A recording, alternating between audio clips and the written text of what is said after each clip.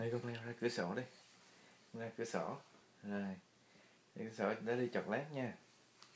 Nha. Nè, bên đây nè. Bên đây nè con. Nè. Đó. Rồi đi.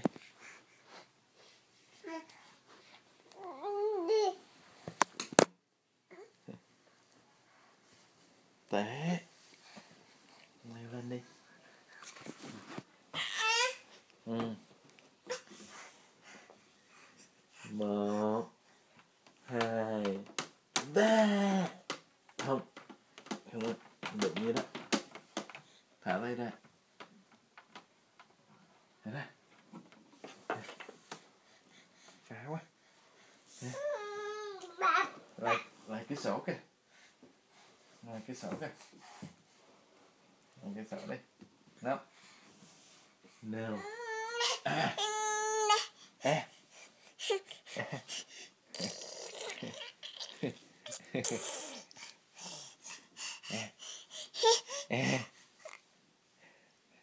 Ủa, đứa nào vậy?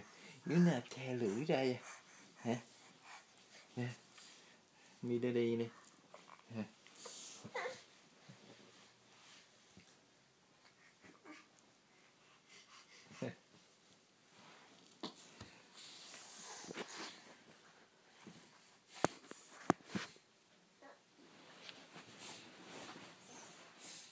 Té đó.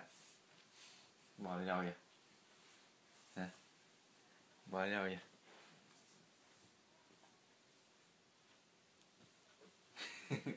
Tại sao không leo xuống luôn đi? Leo xuống đi. Hả?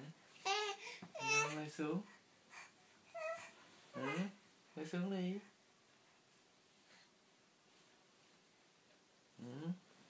Dạng chân ra đi. Giỏi. Dạng chân ra. Hả? À.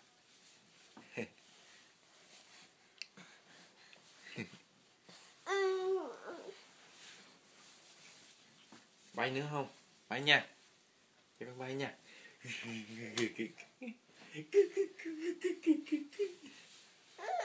Đây.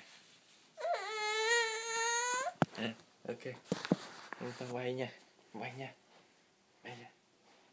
1 2 3. 1 2 3. 1 2 3. 1 2 3.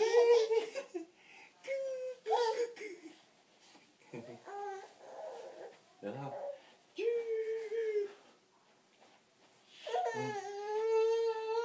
Nè.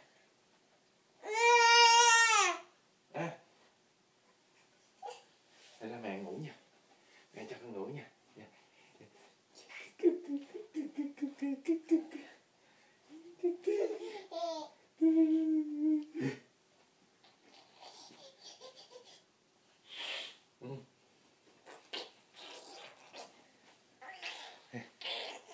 Bye bye đi.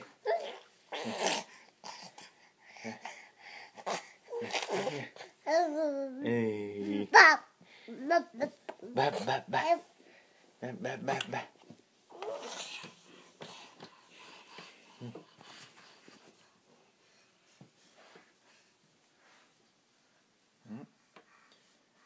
Thích leo trèo vậy đó.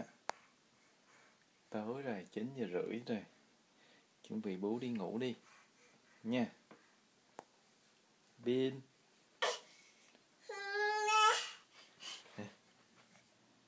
Đó, thế nào đó? Thế nào quậy đó. Hả?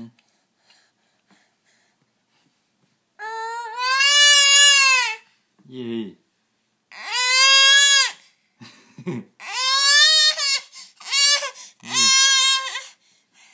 Vậy con muốn gì? Ok. Ở đây nha. Bye.